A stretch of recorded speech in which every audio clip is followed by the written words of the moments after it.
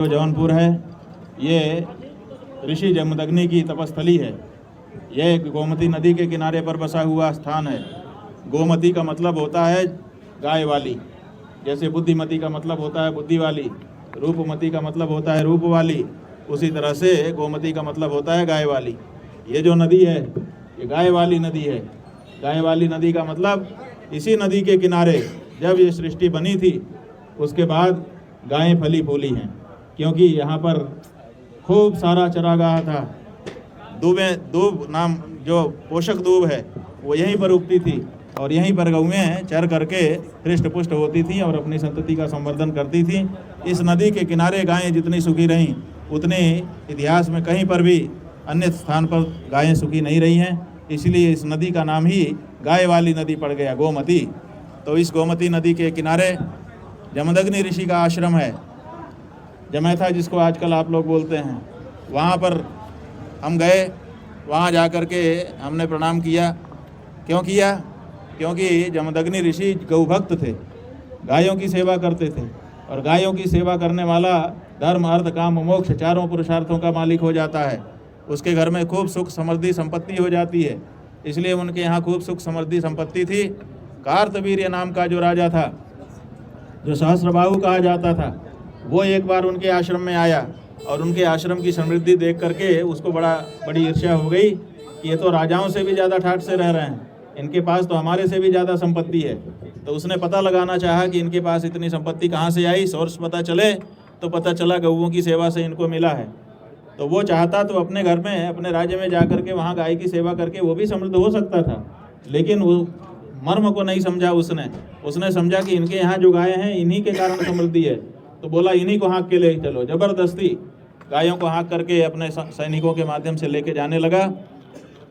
जमदग्नि ऋषि ने बार बार रोका कि ये हमारी माताएं हैं, हम इनकी सेवा करते हैं, इन गायों से नहीं, इनकी सेवा के आशीर्वाद से हमको ये सब मिला है।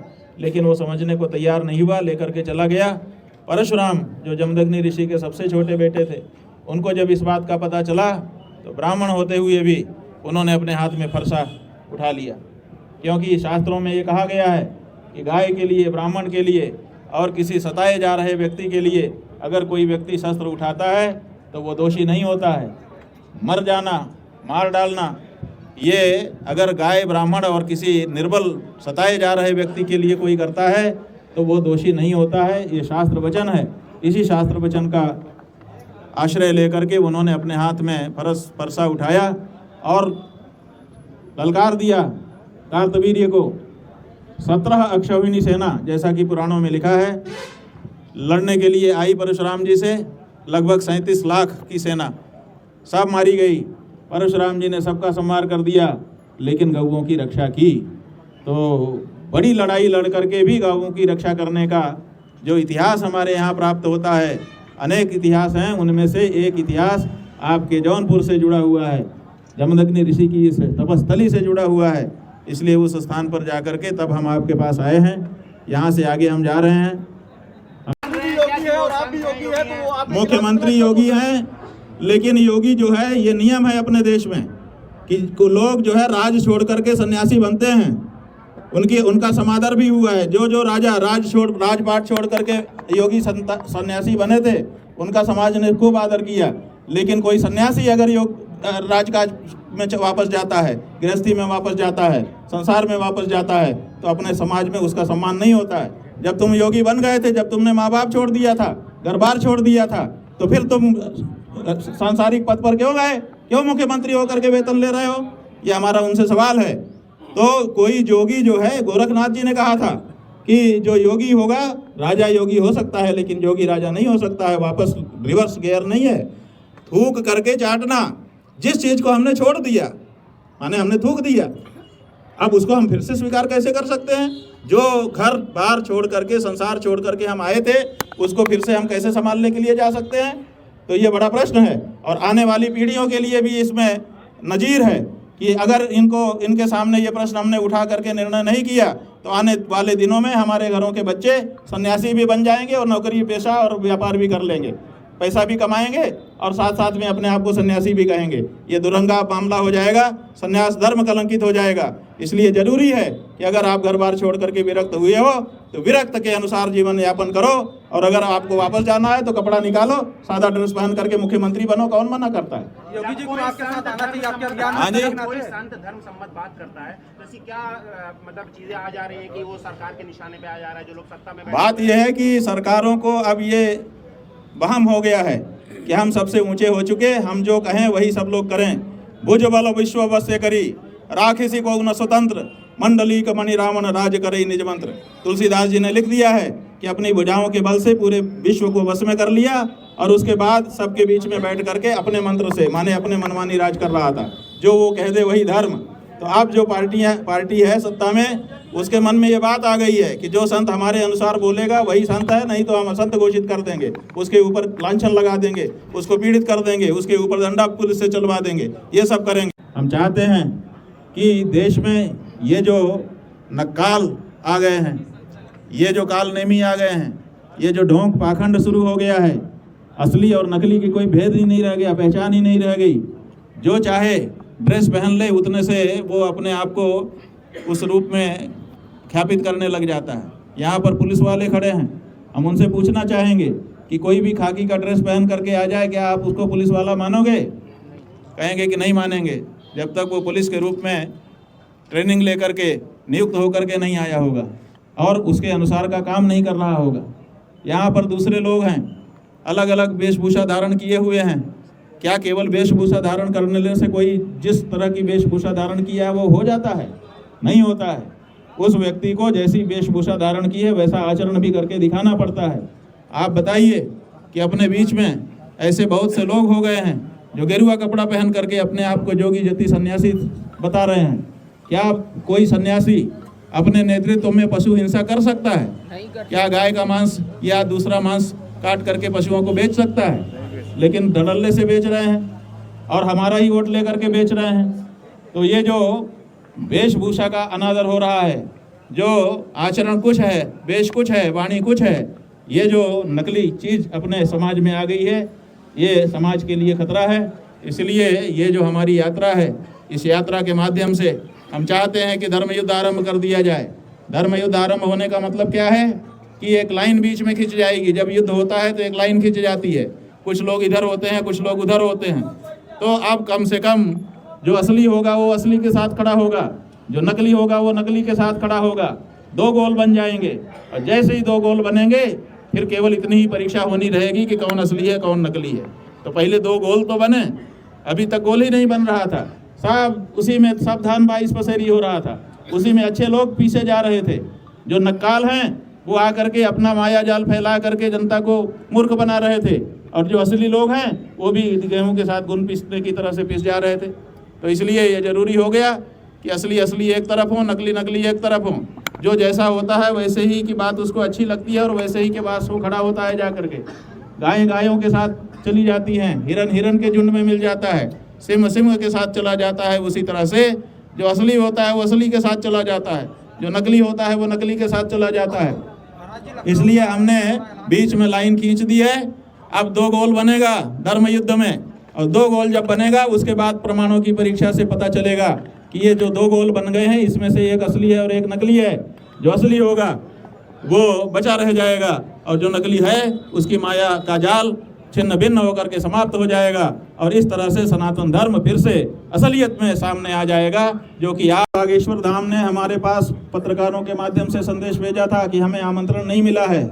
हमने कहा कि हमारी बेटी का विवाह नहीं है कि हम सबको आमंत्रण करें। गौ माता तुम्हारी भी है, हमारी भी है।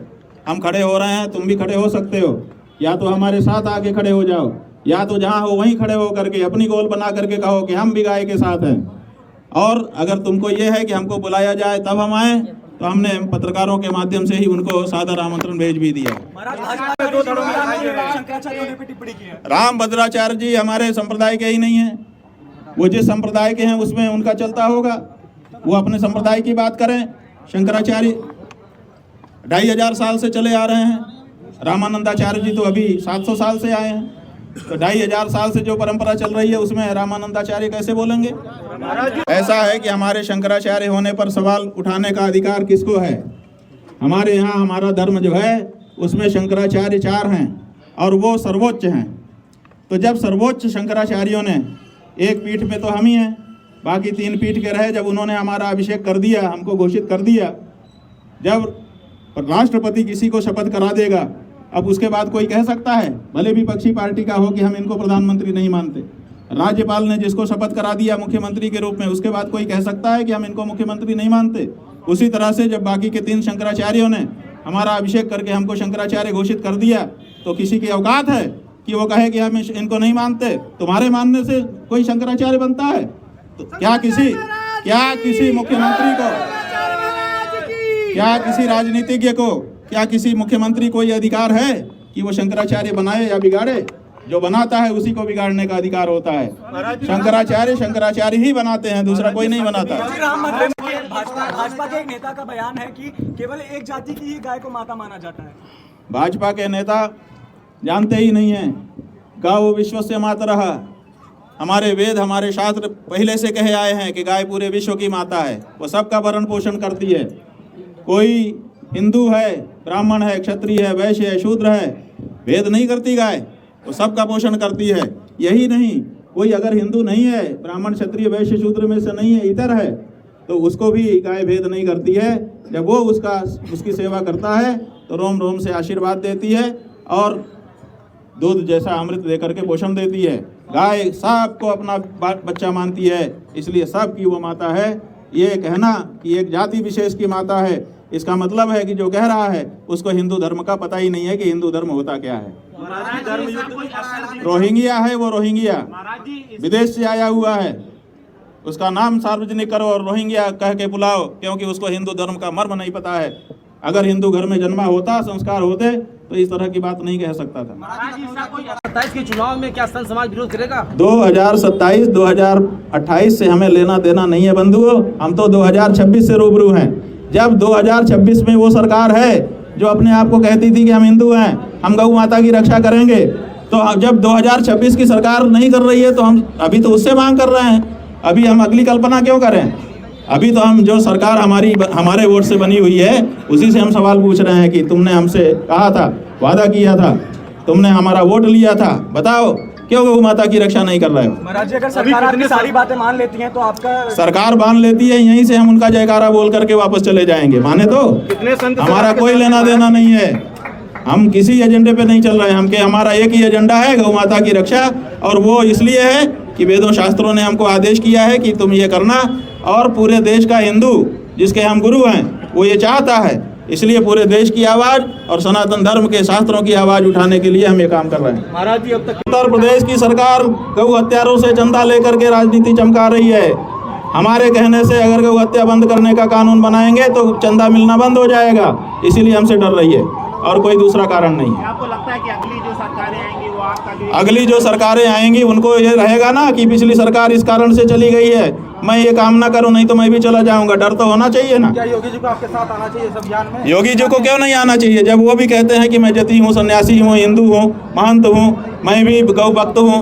जब सब कुछ हमारी जैसा उनका कहना है तो क्यों उनको हमारे साथ नहीं आना चाहिए? उनको तो दौड़ के आना चाहिए कि भैया जो कह रहे हैं वही तो मेरा मामला है, मैं तो आपके साथ हूँ। लेकिन वो क्यों नहीं आ पा रहे हैं? इसका मतलब उनकी कथनी और करनी में अंतर है। डिप्टी सीएम ने स्वागत किया, वही योगी जी को डिप्टी सीएम ने मौखिक स्वागत किया है, व्यावहारिक स्वागत तो अभी 3 दिन बाद पता चलेगा कि वो कर पाएंगे कि नहीं कर पाएंगे। नहीं आई कुछ अभी तक। बाबा होने का टैग लगता है। 40 दिनों में राजनीतिक बाबा होने का टैग इसलिए लगता है क्योंकि राजनीतिज्ञों के लिए हम समस्या बन जाते हैं। लेकिन बात बताइए, गाय माता की रक्षा के लिए हम आवाज़ उठा रहे हैं, ये कौन सी राजनीति है बताइए? क्या हम अपनी माँ की रक्षा करने की आवाज़ भी छोड़ दें केवल इस भय से कि हमको राजनीतिक होने का आरोप लगाया जाएगा? हम तो अपनी गाय माता की रक्षा करने के लिए आगे बढ़े हुए हैं। अगर इसमें हमको कोई राजनीति कहता है तो हम क्या कर सकते हैं? अगर हम राजनीतिक होते तो हमारी कोई राजनीतिक पार्टी होती, हम अपने लिए वोट मांगते, अपने व्यक्ति के लिए वोट मांगते, लेकिन हमने आज तक अपने लिए वोट नहीं मांगा है। हम तो पार्टियों से कह रहे हैं कि आइए, जो गाय का होगा उसको हम वोट देना चाहते हैं। आप में से कौन है गाय वाला? कोई क्यों नहीं बोल पा रहा है? बोले। जो भाजपा का समर्थन करे वही हिंदू, बाकी तो हिंदू धर्म से ही बाहर घोषित हो जाएगा, ऐसी उनकी मान्यता हो गई है। लेकिन हमारा ये कहना है कि पार्टी आती रहती है, जाती रहती है, जो हिंदू धर्म का पालन करेगा, उसके सिद्धांतों के अनुसार अपने जीवन को बनाएगा, वो हिंदू होगा। जो वेद शास्त्र के अनुसार अपना जीवन ढालेगा, वो हिंदू होगा। पार्टी से कोई हिंदू मुस्लिम नहीं होता। लखनऊ के बाद दिल्ली की तैयारी की बात यह है कि हमको पूरे देश में गौ हत्या बंद करवानी है। अभी तो ये प्रदेश की बात है, इसलिए लखनऊ के बाद दिल्ली भी होता है।